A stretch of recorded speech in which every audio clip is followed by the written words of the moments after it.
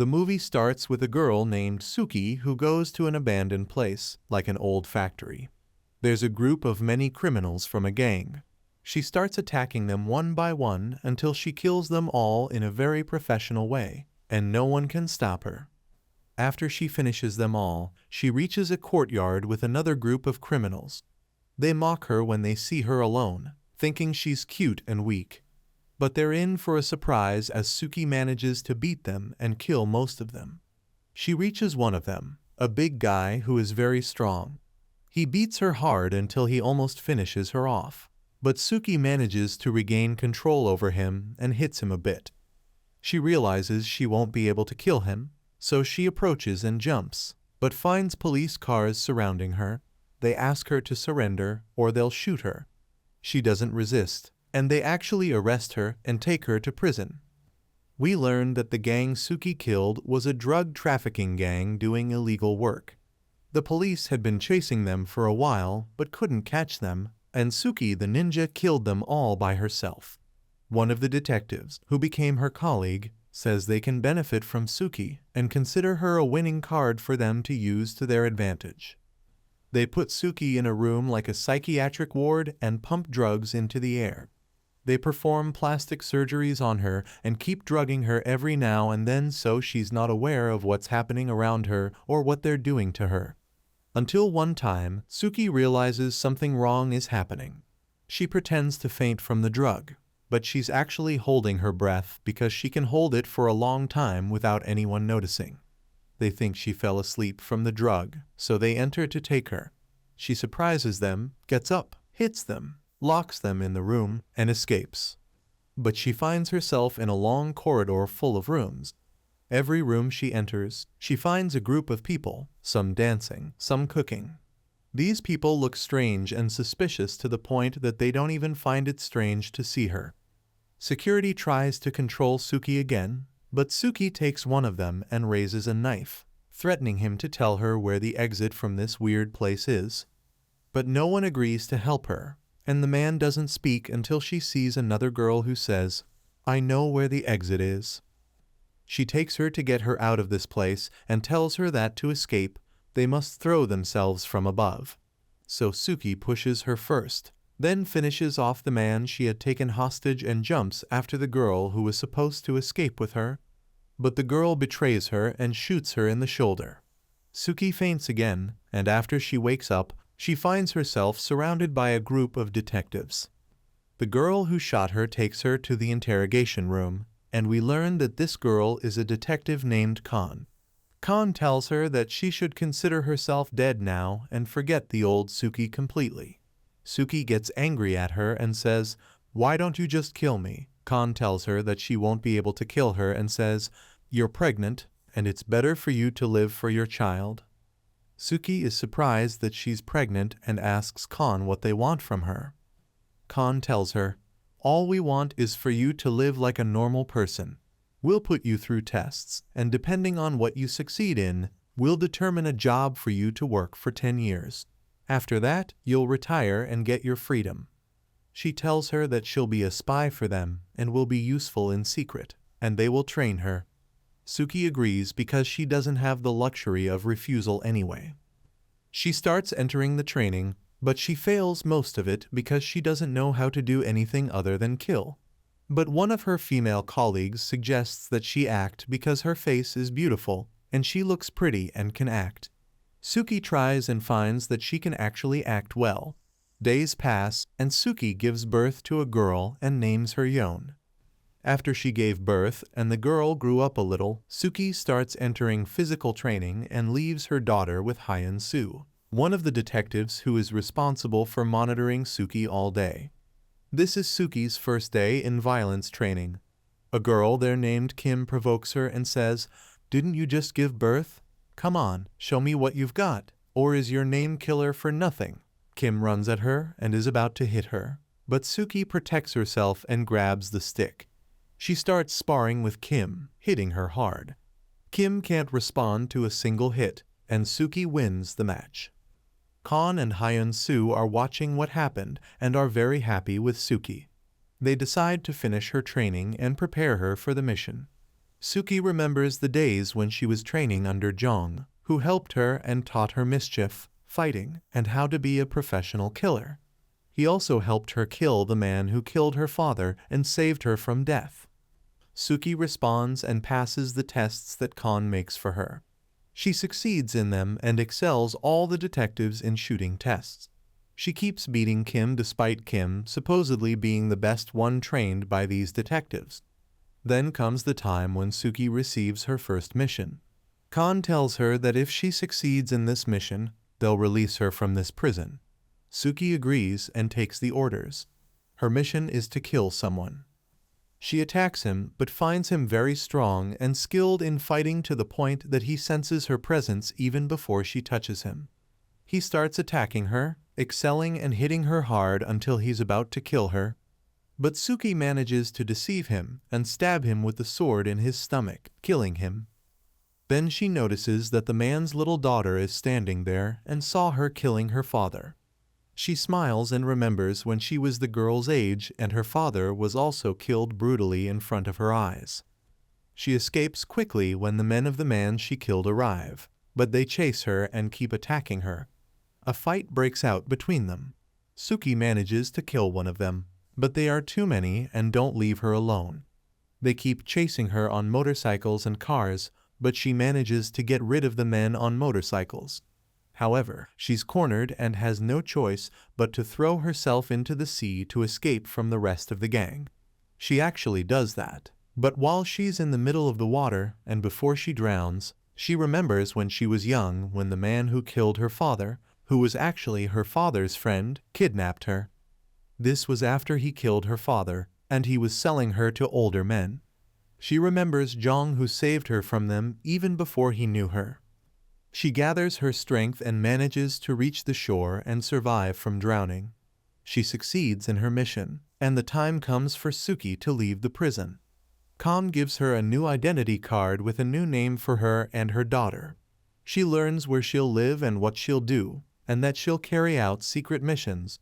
Suki goes with Yeon to the new house and meets Hyun-soo in the elevator because his mission is to monitor Suki. And this is because Suki has never seen or met him before, so she won't know what he looks like. Hyun-soo introduces himself to her and tells her that he's her neighbor in the apartment next to hers. Suki distrusts him because she doesn't trust people easily. When Hyun-soo notices that she's uncomfortable with him, he tries to be a nice neighbor and brings her pizza, saying it's a housewarming gift. He offers to have lunch together, but she closes the door in his face and calls Kan, telling her to verify the identity of this neighbor because she doesn't feel comfortable with him. Kan tells her to see who he is and then calls Hyun-soo. He says, "What do you think? I impressed you, right? I acted very natural." Kan replies, "Yes, so natural that Suki suspected you in the first 5 minutes." He doesn't get to respond to her because Suki knocks on his door. He keeps wanting to return his and his wife's picture to her because their things got mixed up when they were in the elevator.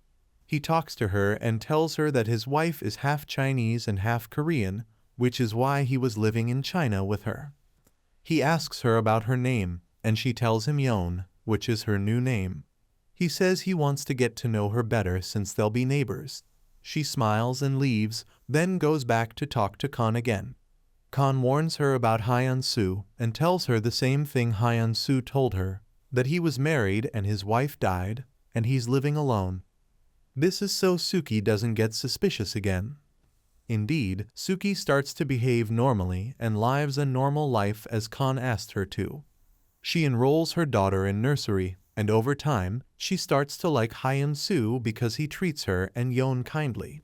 He even waits for her when she finishes work to drive her home. So she gives him tickets to a play she's acting in as a thank you for his kindness towards her and her daughter. He actually goes to watch the play, and when it's over, he takes her out for dinner. He compliments her and says she doesn't look like such a skilled actress. She tells him that when she's on stage, she feels like a different person. She notices that he's wearing a nice tie and tells him that her husband had one like it, which she gave him as a wedding gift. She remembers Jong and their wedding day, when they traveled together for their honeymoon. At that time, Jong asked her to live a normal life like any married couple, and she agreed. But they didn't have the chance because one of his team members was kidnapped, so he left her alone and went to save his friend. He was killed there. When Hyun-soo drops Suki off at home, she tells him that she had hidden from him that her husband was deceased so he wouldn't be too forward with her, knowing she was a widow. He tells her that he already knew but didn't want to embarrass her by saying so. Suki is touched, and it's clear she's attracted to him. They get closer, but Suki receives a phone call. She tells Hyun-soo she has to leave because one of her colleagues had an accident, and she asks him to take care of her daughter until she returns. She goes for her job and finds her colleague from prison, Min-ju, who has also been released and is now taking missions like her. They have a mission together, so they prepare themselves and go to a party with two important men. Suki is supposed to take one of their phones and transfer the data on it. But the man is smart and cunning and understands what's happening. He keeps the phone close, so Suki tells him she'll return the phone if he lets her friend go. He says, "Do you think I'm stupid? You've already copied it anyway." Suki realizes they've been caught and gives a signal to Min-ju. They start attacking the men and fighting them, but one of them manages to injure Suki and hurt her. Min-ju tries to save her, but the man is strong and beats her hard. Suki gets up and tries to control him until she finally manages to kill him. She takes Min-ju to leave, but the other man wakes up and attacks. Min-ju pushes Suki away and takes the hit for her. Suki goes crazy and gets angry. She attacks the man and keeps hitting him until she finishes him off. They call Khan, and Suki asks her to save Min-ju because her condition is critical. But Khan only cares about the flash drive and says to Suki that the priority is work, leaving Min-ju to die. Suki can't believe it and returns home in a very bad state, crying. When Hyun-soo sees her, he tries to calm her down and comfort her. The next day, Suki tells Hyun-soo that she's not who he thinks she is and that she's hiding many things from him. He tells her that he's not perfect either and that he doesn't care about anything other than being with her. Suki cries and tells him that if he knew her truth, he would run away and leave her. He tells her that he would never leave her no matter what happens. Suki tells Khan that she wants to marry Hyun-soo, so that if she dies, her daughter won't be alone. Khan says she doesn't mind and that she'll help with the wedding. She tells her, "You'll be free as soon as your daughter is in elementary school."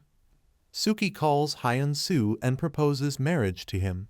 He says, "Of course, honey," and that he wants her to trust him. But Hyun-soo is actually sitting with Khan and taking orders from her. On the wedding day, Kim attends the wedding, and Suki is surprised when she sees her.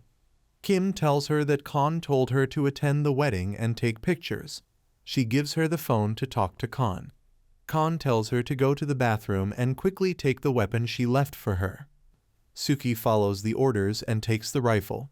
She stands at the window opening. Khan tells her to assassinate a man, so she aims, but she finds that it's Jong, her former husband who was supposed to be dead. She's shocked and hits his glasses instead of killing him. She starts shooting the other men around him, but doesn't hit them. She asks Khan who this man is, but Khan shouts at her and says not to ask about the target she's supposed to kill. Of course, the mission fails because Jong escapes quickly. Suki keeps remembering the day Jong was supposed to have died and how she went to the gang that was responsible for his death and killed them all by herself to avenge him. This is the same gang that Suki finished off in the beginning. She remains tense, scared, and not understanding anything that happened and how Jong is still alive and why he faked his death. After the wedding ends, Jong goes to the wedding venue and reviews the surveillance cameras. He sees Suki and recognizes her, but he's not sure if she's his wife because of the plastic surgeries Khan had done on her. But he's sure that this bride is the one who tried to kill him. He gathers information about her and goes to watch one of her plays. He keeps watching her and Hyun-soo, and when they go to dinner, he follows them. When Hyun-soo says he's going to the bathroom, Jong goes to Suki's table. Suki is surprised but pretends she doesn't know him. He tells her that he knows her very well. Suki tells him to leave, so he takes out his weapon from under the table and says, "Are you sure that the man who just left is the husband you love?" She tells him, "No, I loved someone else who was supposed to be dead but turned out to be still alive, and I'm supposed to kill him so I can live." Zhang says to her, "Your life turned out to be very difficult. I thought you were the woman I love, but it turns out I don't know you." He leaves her and gets up. Suki is extremely afraid. At the same time, Hyun-soo is in the bathroom talking to Kan. He tells her to stop pressuring Suki because it's clear that this mission is very difficult for her. Zhang has sent someone after Hyun-soo, who records the call, and Zhang hears everything that was said. Zhang keeps telling her that if he treats her well and continues to love her, she'll forget everything and stop looking for the one who killed her father. He told her at that time, "But I killed the one who killed your father." She said no, and that she found out there was someone else who killed her father, not the man they killed who was her father's friend. Zhang keeps chasing Suki and watching her. He sends her flowers at the theater where she works and puts a memory card with them. She goes to a gaming cafe because she knows he's watching her and seeing all her movements. She wants to know what's on the card without anyone knowing. It turns out to be a recording of Hyun-soo and Kan's call.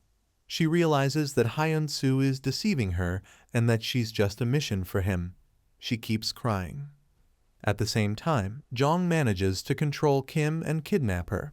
He keeps beating her and takes the necklace she's wearing because it has a camera and tracking device. He destroys it. Kan concludes that Zhang has now killed Kim and calls Hyun-soo, telling him to watch Suki closely because no one can predict her actions. Indeed, Suki starts to be cautious of Hyun-soo and doesn't show him that she knows his truth. When Hyun-soo travels to China, which is actually to carry out his mission, Kan takes the opportunity and kidnaps Suki. She tells her that her daughter and husband are in danger. Suki says, "Whose husband?" "Your dog that you sent to marry me so I stay under your eyes," Kan shouts at her and hits her. Hyun-soo actually doesn't know that Kan got angry with Suki and kidnapped her. When he returns from travel and doesn't find Suki, he calls Kan and asks about her. Kan tells him that Suki is a little sick and she took her to their place, and that he needs to take care of Yeon. Kan takes Suki to move her to another place, but she finds motorcycles and cars cutting them off. They are heavily armed men who manage to kill all the men with them. Kan escapes and leaves Suki. These men turn out to be Zhang's men, and Zhang is actually with them because he has confirmed that Yeon is his wife, Suki. He rescues her and takes her to the house to take her daughter, but she doesn't make it because suddenly Hyun-soo falls from the window due to an explosion in the house while holding Yeon and hugging her to protect her. Suki runs to them and asks Hyun-soo who did this to them, but Hyun-soo dies before he can even speak. Yeon, her daughter, is also dead. Suki breaks down and keeps crying bitterly for her daughter. She meets Kan at the place where they used to meet and asks her who killed her daughter and Hyun-soo. Kan tells her that she didn't order the killing of her daughter and Hyun-soo. Suki shouts at her and says, "Then who did it if it wasn't you?" Kan shows her the surveillance camera video from inside her apartment. Zhang's assistant is the one who attacked Hyun-soo, and they are the ones who blew up the house. She learns that Zhang is the one who killed them, and he's also the one who killed her father long ago. He made her believe that someone else killed her father, and that she had finished him off. He did all this so Suki wouldn't know that he's the one who killed her father. He married her and sent her away with the intention of killing her when she entered the gang.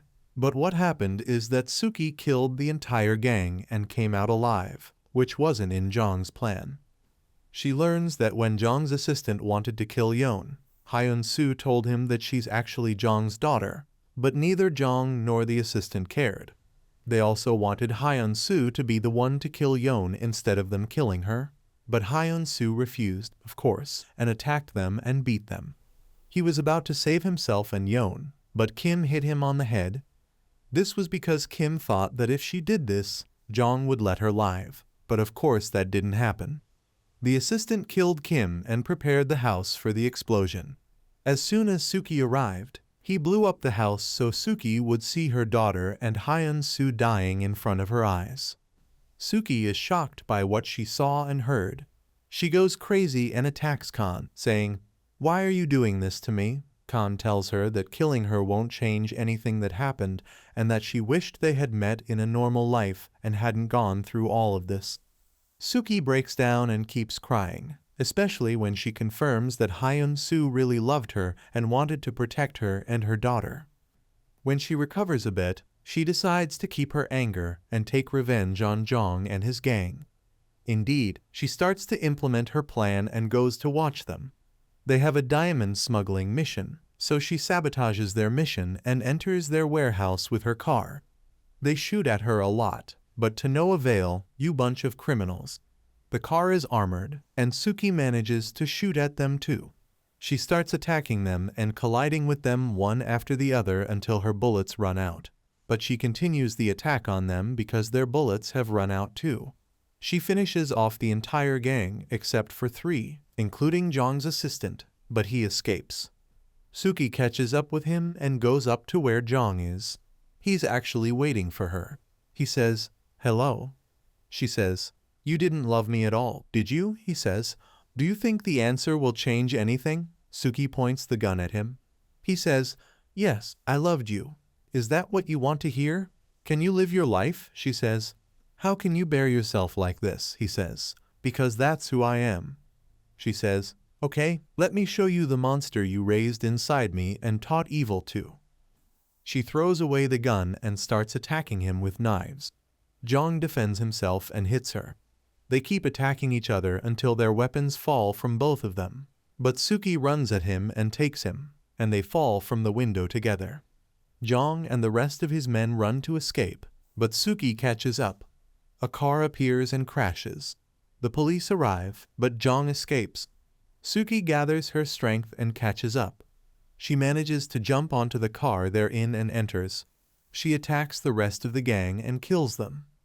Jong attacks her and is about to throw her out of the car, but he can't because Suki is holding him tightly. He brings her back in and they continue fighting each other after she killed the entire gang and there's no one left but them. Jong manages to hit her hard indeed, but Suki doesn't give up and cuts the car's steering wheel so the car flips over. Indeed, that's what happens and the car flips with them, but they still don't die. Jong recovers, so she attacks to finish him off and take revenge on him. She's afraid and trembling and doesn't want to do this or be a killer like he made her. But he provokes her and tells her not to be afraid and to be brave and kill him and take her revenge on him like he killed her father and daughter. She hits him with the axe and kills him in the end, taking revenge on him. She gets out of the car with the arrival of the police who arrest her after she became a killer again because of the loss of her daughter and her husband Hyun-soo who really loved her. The movie ends here, and if you enjoyed the video, please like the video and subscribe to the channel.